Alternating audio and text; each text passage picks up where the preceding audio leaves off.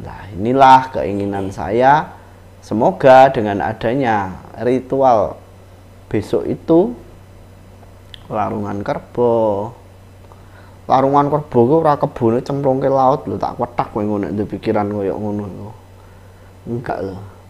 Besok itu kerbonya disembelih, dagingnya kita bagikan ke masyarakat sekitar sana yang membutuhkan. Gitu loh. Plus kita mencabut tumbalnya Syekh Subakir. Lah saya ngomong gini kan nggak ngada-ngada, wong betul kok ada kok. Ceritanya itu ada, bisa dipertanggungjawabkan bahwa yang namanya Syekh Subakir itu numbali tanah Jawa. Saya yang ngenes loh, ngapain juga tanah Jawa ditumbalin, Bu?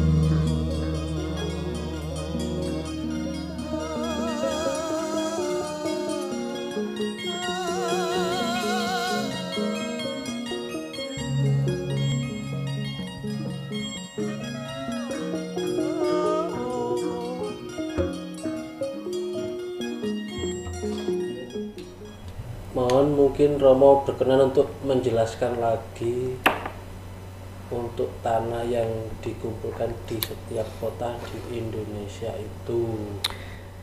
Jadi begini, saudara sekalian yang saya sayangi, bahwa kita sebagai orang Jawa mau apa? Kita mau berperang secara fisik juga nggak mungkin. Mau berperang apa? Karena sudah nggak zamannya bagi saya. Cuman saya ingin mempertegas lagi bahwa yang seneng tumbal-tumbalan itu kan ternyata bukan orang Jawa toh. Dan itu jelas, begitu loh, ada tulisannya.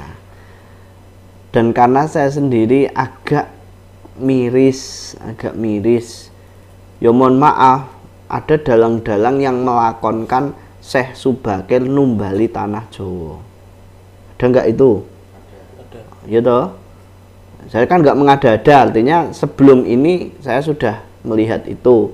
Di antaranya Mbah Sukron Suwondo, Cahyo Kuntadi, Sigit Arianto, itu kan sudah itu. Dan dalang-dalang lainnya akhirnya mengikuti lakon Syekh Subakir numbali tanah Jawa. Dan itu juga ada cerita rakyat yang turun-temurun di daerah Gunung Tidar. Sampai terjadi perjanjian antara Syekh Subakir dengan Semar, katanya begitu, atau Noyo Genggong atau Sabdo Palon, ceritanya. Nah, dikatakan bahwa Sultan Ngerum itu mengirim utusan ke tanah Jawa itu sampai beberapa kali, yang pasti lebih dari sekali, dan semuanya tidak ada yang kembali.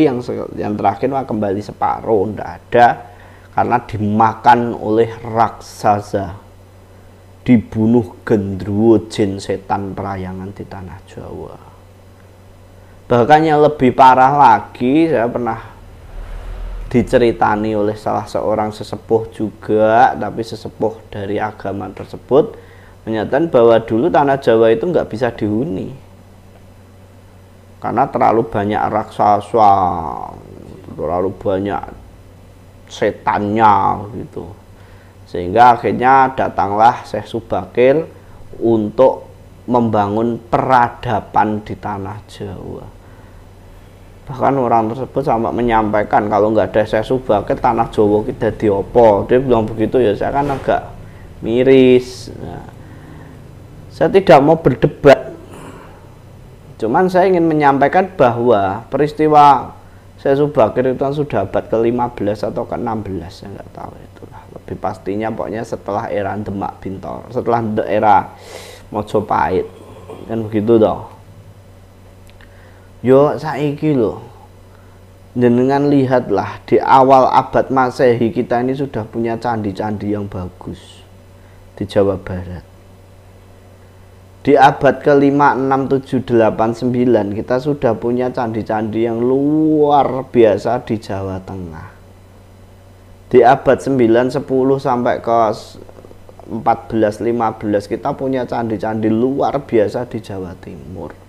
Itu kita belum bilang situs megalitikum di Sulawesi yang dikenal dengan 1000 situs megalitikum dikukuhkan sama siapa kemarin saya dengar itu. Coba loh, kita punya peradaban seperti itu kok terus diceritakan demikian. Lah ini saya bilang bahwa sejarah memang harus diluruskan. Sejarah harus digamblangkan. Di sini saya mencoba untuk menyelesaikan permasalahan ini. Biar tidak menyakiti. Panjenenganipun Mbah Sukron duwe karya seperti itu, ya kita Sambung Rasa punya karya seperti ini. Mana yang lebih logis? Karya seni, ya kita jawab dengan karya seni. Buku kita jawab dengan buku. Jangan terus diperolok-olok, enggak perlu. Lah ritual penanaman tumbal ya sekarang kita ngadakan ritual pencabutan tumbal, kan selesai toh. Begitu. Malah setelah peristiwa penumbalan ke sini, itu kan membawa bangsa kita tambah aneh-aneh itu akhirnya. Termasuk mediumisasi dan seterusnya itu toh. Nah, harapan saya secara simbolik, secara ritual itu kan simbolik. Ritual itu simbolik isinya. Mana ritual tanpa simbolik? Ayo, tidak ada toh, semua ritual itu kan simbolik. Orang Hindu ritualnya juga simbolik toh, ya, menggunakan bajra, genta, itu kan simbolik yang harus diterjemahkan. Orang Buddha juga menggunakan parita, menggunakan tetek bengek. Saya nggak begitu paham, banyak juga lah. Itu kan juga simbolik toh. Orang Nasrani membuat tanda salib, simbolik toh. Orang Kristen pakai hosti, kan juga ada itu. Kan simbolik toh, darah dan tubuh Kristus. Orang Islam melakukan sholat itu kan ya simbolik toh, artinya kan ada masing-masing. Nah, orang Jawa mengadakan ritual itu juga simbolik. Sajen itu dari kata apa? Sesaji itu dari kata apa? Hah?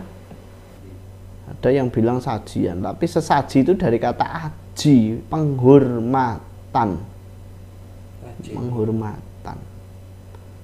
Simbolik lagi tuh. Nah, simbol-simbol adalah upaya-upaya kita memohon kepada Yang Maha Kuasa.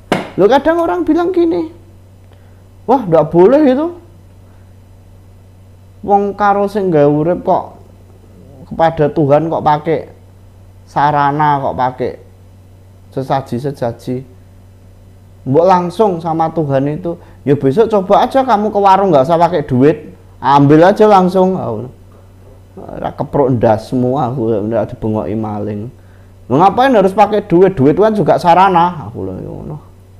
Ayo. Praktekno nek gak percaya. Loh. Kan begitu, makanya saya berharap kepada seluruh kadang Sambung Rasa dimanapun berada yang mau membantu, tidak keberatan, ambil aja tanah di alun-alun, lapangan sebagai pusat keramaian kota atau kabupaten. Ngambilnya nggak usah banyak-banyak, cukup satu genggam tangan itu sedapatnya, gitu. Paling tidak itu seperempat plastik yang 1 kilo itu loh. Hari ini bebas, ya, diambil. Nanti kita kumpulkan, kita doakan bersama-sama, nyuwun dumateng Gusti, dicabut tumbal-tumbal yang tidak baik yang membawa keburukan atau dampak yang negatif kepada masyarakat warga negara Indonesia ini, agar semua manusia yang ada di bumi Nusantara ini ingat lagi dengan leluhurnya, mau bangga lagi dengan leluhurnya. Jangan lagi ada anak lupa dengan nenek moyangnya.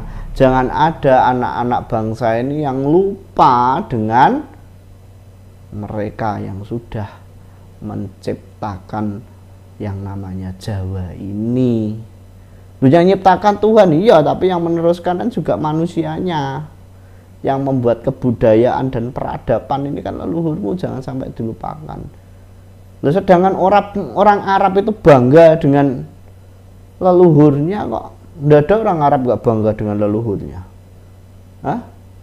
Sehingga namanya itu terus dia teruskan. Binnya itu terus. Ya dah? Orang Cina bangga dengan leluhurnya, marganya itu terus. Ya dah?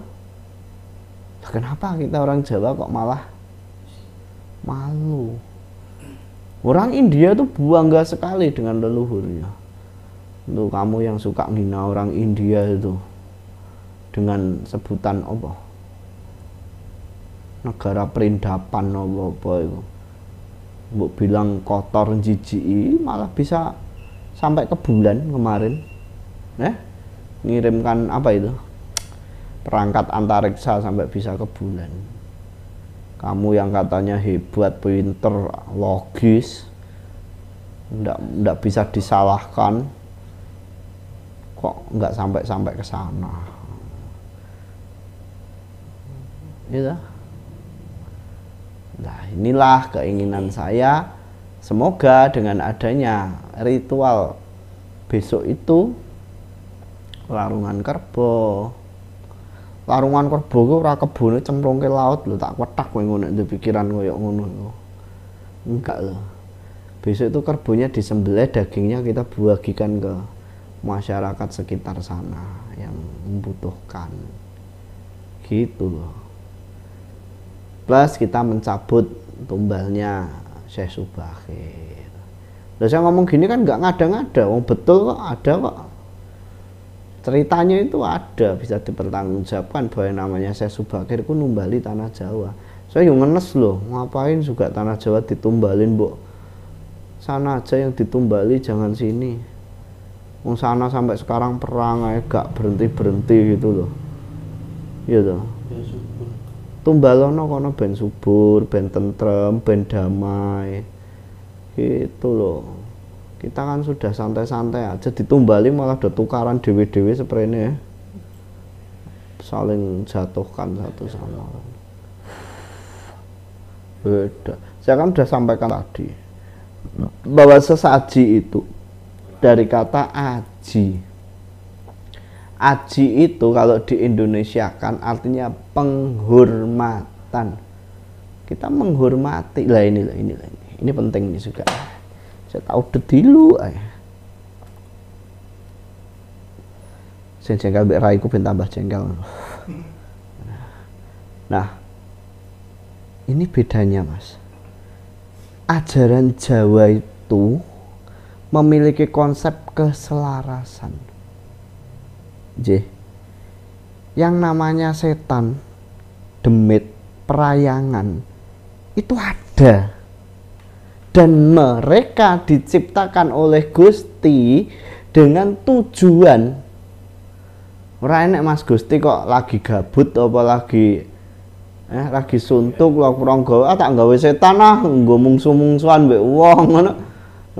Gusti cap apa? Masuk Gusti cap kaki 3 ngono kan ya gak mungkin to iku. Tuhan ciptakan mereka, Gusti ciptakan mereka punya tujuan.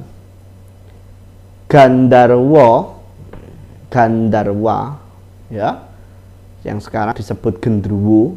Gandarwa itu adalah raksasa penjaga tempat suci, Mas.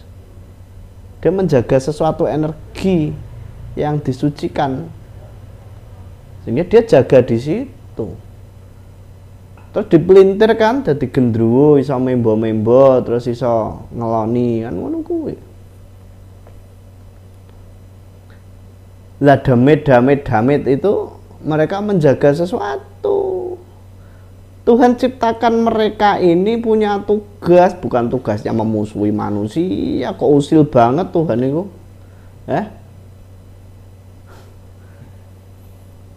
Lah berarti kalau ada tradisi sabung ayam, jangan nyalahkan manusianya loh. Dia belajar dari Tuhan berarti, wong Tuhan nyiptakno menungso, tak ciptakno dek. Terus tak kayak tandingan, tak ciptakno musuhmu, kan padha ngono kuwi coba. Ayo. Berarti kan tradisi sabung ayam atau tradisi adu jangkrik, tradisi adu domba, itu kan berarti belajar dari Tuhan loh mereka. Kalau konsep itu betul. Ayo, tak ciptakno menungso. Wis. Tek dadi wong. Ciptakno demit. Musuhan. Nah, ngono kuwi mergono Tuhan model ngono ayo. Wah, aku ane gelut nek Tuhan model ngono. Wah, ora wong mbok gawe nemen-nemen wae tekan donya mbok duladakno. Riko dadi Tuhan kurang gawean ta. Oh, njaluk tak review aja. Lu kan megel anak Tuhan model ngono iku ada. Ya ini cuma cara saya berpikir loh ya. Yang sudah mengalami lebu metu ngalas dengan banyak peristiwa yang saya alami. Dan Tuhan menciptakan setan demit ini untuk menjaga sesuatu. Dan mbah-mbah kita orang Jawa sangat paham itu. Sehingga mbah-mbah kita orang Jawa dulu memiliki konsep menselaraskan antara manusia yang nampak dengan titai Gusti sing orang katon. Ini diselaraskan agar terciptanya yang namanya Gemah Ripah Loh Jinawi Karto Tunto Raharjo, sehingga ono istilah lemah sangar alas aeng kayu angker. Itu menjaga, karena sekarang itu dihilangkan, banyak yang namanya pembalakan liar, penggundulan hutan, pencemaran sumber yang berdampak pada kehidupan kelestarian. Nah itu toh. Karena kamu tidak punya kacamata logis, semua mbok anggap setan demit harus dimusuhi. Di sumber-sumber itu dikai sajen, dihormati sebagai, itu karena sajen dari kata aji, dihormati sebagai kebutuhan sumber kehidupan manusia. Hutan-hutan dilindungi, hutan-hutan itu diberikan sesaji dari kata penghormatan, menselaraskan antara titah manungso kelawan titah ing Gusti kang ora katon. Loh, itu konsepnya leluhur kita loh. Sehingga Bung Karno buat Jakarta itu juga dengan konsep hutan juga, ada namanya taman lindung.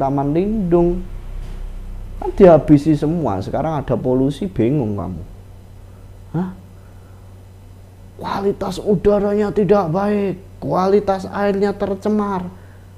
Nggak salah ya, mbok anggap setan kabeh, mbok musuhi kabeh kok. Semua kamu musuhi, semua kamu setan-setankan. Nah, setannya sudah pergi masuk kok dirimu, akhirnya kamu kesetanan.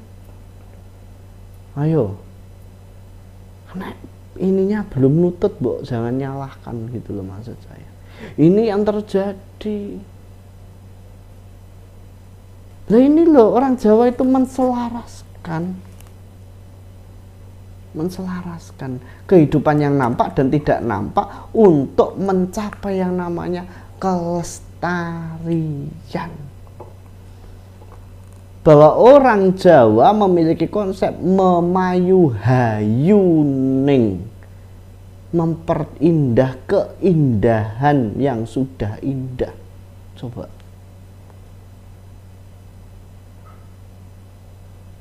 Memayu hayu rahayuning loh. Coba itu. Memperindah keindahan yang sudah indah. Jajali. Piye? Tapi ini dimusuhi, katanya nyembah setan, nyembah demit.